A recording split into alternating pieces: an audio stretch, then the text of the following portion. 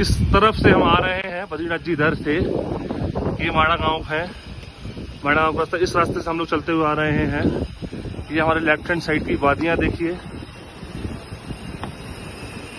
इस पहाड़ की विशालता, भारत की आखिरी चाय की दुकान, इस पहाड़ के उस तरफ चाइना है, और ये ट्रैक जिससे हम चल के आ रहे हैं, माँ सरस्वती का पावन मंदिर, सरस्वती रिवर, दर्शन करें। आइए आपको लेकर चलते हैं। सरस्वती नदी जो अपने आप में शास्त्रों में वर्णित है और अत्यंत ही अद्भुत, अकल्पनीय। बोलो सरस्वती मैया की जय।